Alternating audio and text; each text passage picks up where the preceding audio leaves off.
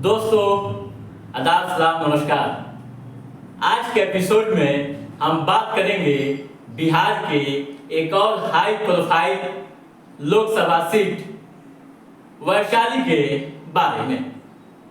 वैशाली का अपना एक अलग इतिहास रहा है। इस बार के चुनाव में आरजेडी ने मुन्ना शुक्ला को मैदान में उतारा है, जबकि एनडीए की ओर से वीना सिंह फिर से चुनावी ताल ठोक रही है। दोस्तों, इस क्षेत्र की तमाम गतिविधियों की चर्चा करेंगे और यह जानने की पूरी कोशिश करेंगे कि यहाँ का माहौल क्या कह रहा है और कैसे दिलचस्प हो गया है, जिससे पूरे देश की निगाहें इस सीट पर टिकी हुई है। इन तमाम बातों पर हम चर्चा करेंगे, लेकिन पहले हम यहाँ के ऐतिहासिक तथ्यों को समझते हैं। दोस्तों, वैशाली भगवान महावीर की जन्मभूमि, इसके अलावा भगवान बुद्ध की कर्मस्थली भी है। बुद्ध का इस धरती पर 3 बार आगमन हुआ था। दोस्तों, वर्तमान समय में केला, आम व लीची के उत्पादन के लिए यह क्षेत्र जाना जाता है और राष्ट्रीय स्तर पर इसकी पहचान बनी हुई है। ये हुई ऐतिहासिक जानकारियां, और अब चुनावी हलचल को देखते हैं। दोस्तों, यहाँ छठे चरण में 25 मई को चुनाव होना है। चुनाव परिणाम क्या होगा यह तो वक्त तय करेगा, लेकिन जिस तरह के रोचक माहौल वहाँ बने हैं, उसको लेकर कई तरह के कयास लगाए जा रहे हैं। दोस्तों, आरजेडी के मुन्ना शुक्ला वर्ष 2000 में लालगंज विधानसभा से निर्दलीय विधायक बने थे। उसके बाद वर्ष 2005 में लोजपा से फरवरी में व नवंबर में जेडीयू से विधायक चुने गए। चुनाव जीतने के बाद एक बड़ा हादसा हुआ, एक बड़ी घटना हुई। घटना क्या थी कि मंत्री ब्रिज बिहारी की हत्या हो गई। उस हत्या में मुन्ना शुक्ला का नाम आया और उन्हें जेल जाना पड़ा। इसके बाद बाहुबली मुन्ना शुक्ला ने अपनी पत्नी अनु शुक्ला को जदयू की टिकट पर एमएलए बना दिया। दोस्तों, इस सीट पर रघुवंश बाबू का, पूर्व केंद्रीय मंत्री रघुवंश प्रसाद सिंह का दबदबा रहा है। वे 5 बार लगातार यहाँ से सांसद बनते रहे हैं, लेकिन मोदी लहर में उनका समीकरण टूट गया और हार का सामना करना पड़ा था। लोजपा की जीत हुई थी। रामा सिंह ने रघुवंश बाबू को हरा दिया था। इसके बाद यह सीट लोजपा के पास ही रही। अगले चुनाव में, यानी 2019 के चुनाव में, वीना सिंह फिर से इस सीट पर कब्जा बनाने में कामयाब रही। दोस्तों, इस बार आरजेडी ने एक नया गेम, सियासी गेम खेला है, एक भूमियार को मैदान में उतारकर। दोस्तों, जिस तरह की चर्चाएं और जो शोर वहाँ चल रही है, उस पर भरोसा करें तो एक तरफ राजपूत हराओ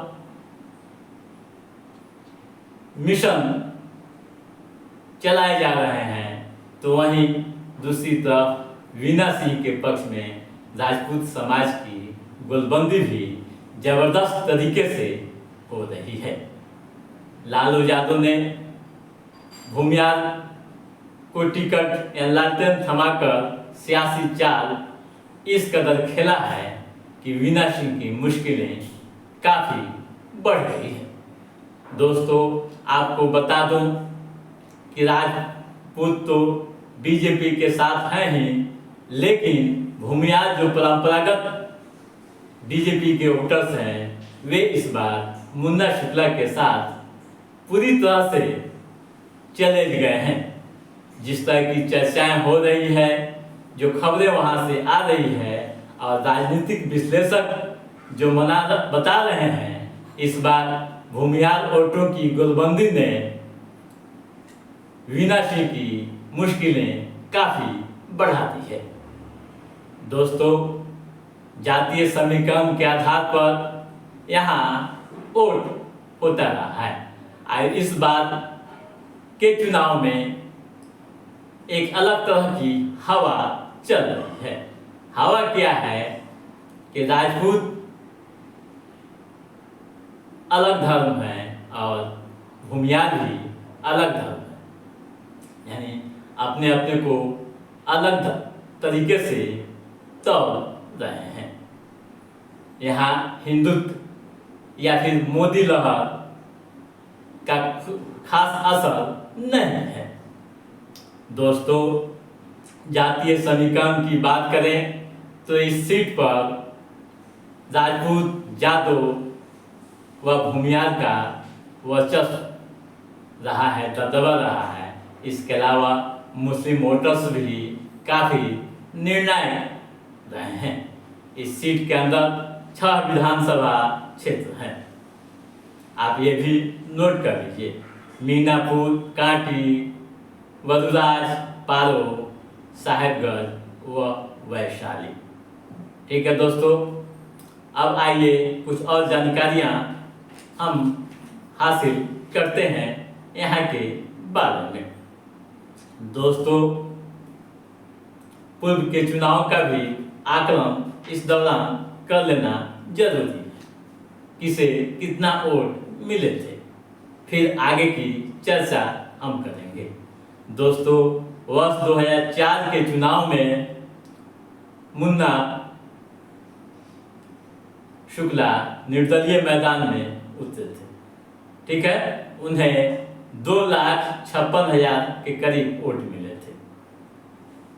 वहीं वर्ष 2009 के चुनाव में वे जदयू की टिकट पर मैदान में थे और उन्हें 2,63,000 वोट हासिल हुए थे। 2019 के चुनाव में बीना देवी का जलवा था। उन्होंने 2 लाख से अधिक वोटों के अंतर से अपने निकटतम प्रतिद्वंदी रघुवंश बाबू को हराया था।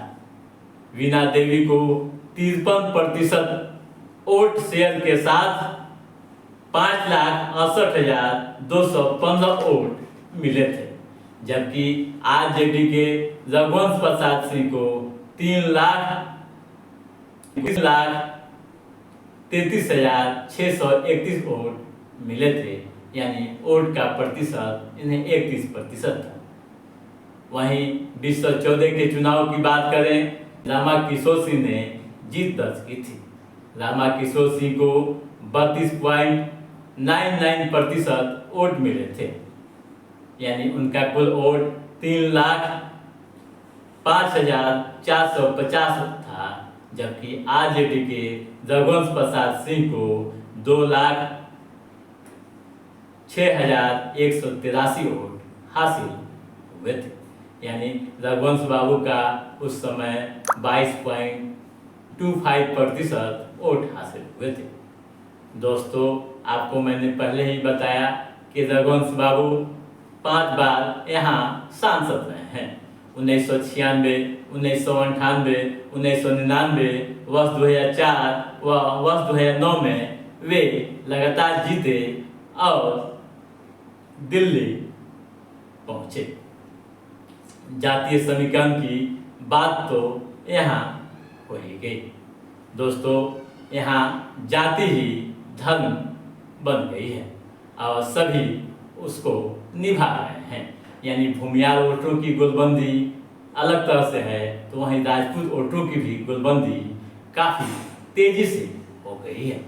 कौन जीतेगा और कौन हारेगा यह तो वक्त तय करेगा, लेकिन दोस्तों यहाँ कांटे की टक्कर है और माहौल काफ़ी रोचक हो गया है। तो दोस्तों, आज के इस एपिसोड में बस इतना ही। हमारा ये एपिसोड कैसा लगा आप लाइक और कमेंट करके हमें जरूर बताइएगा। यदि आपने हमारे चैनल को सब्सक्राइब नहीं किया है तो सब्सक्राइब भी कीजिएगा, ताकि पॉलिटिकल गतिविधियों से संबंधित जो भी अप टू डेट है उसे हम समय समय पर आपके बीच पहुंचाते रहेंगे।